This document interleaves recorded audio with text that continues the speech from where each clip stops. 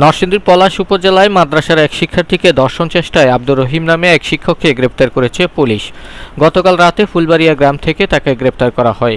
গ্রেপ্তারকৃত আব্দুর রহিম গাজীপুরের কালীগঞ্জের শাওরাট গ্রামের মৃত আব্দুর রশিদ মিয়ার ছেলে। সে ফুলবাড়িয়া দারুল জান্নাত মহিলা মাদ্রাসার শিক্ষক।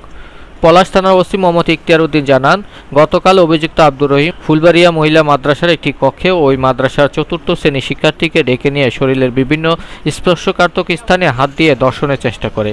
পরে শিশুটি আত্মচিৎকার দিয়ে ঘটনাস্থল থেকে পালিয়ে আসে। এই ঘটনার ভুক্তভোগীর ওই শিক্ষার্থীর মা বাদী হয়ে থানায় মামলা দিলে পুলিশ অভিযুক্তকে গ্রেপ্তার করে আদালতে প্রেরণ করে। তো তিনি অভিযোগ নিয়ে আসছেন যে গত 1 মাস পূর্বে তার মেয়েকে জনক হুজুর, তার নাম হচ্ছে আব্দুর রহিম, ওনার বয়স 50 বছর।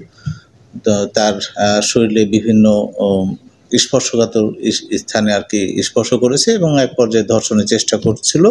পরে যখন চিৎকার করেছে তার মেয়ে, তখন সে তাকে ওখান থেকে উঠে বেত্রাঘাত করেছে আর কি, আঘাত করেছে।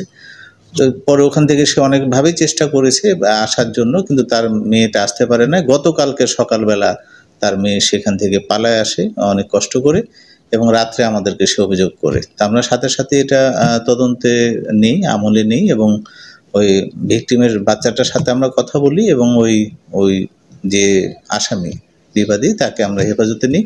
ভিকটিমের সাথে কথা বলে আমাদের কাছে ঘটনার প্রাথমিকভাবে সত্য প্রমাণিত হয় এবং যেহেতু বিচার প্রার্থী মামলা করতে ইচ্ছুক, আমরা মামলা নিয়েছি এবং আইনগতভাবে যেটা করণীয় আমরা তাকে বিজ্ঞ আদালতে প্রেরণ করেছি।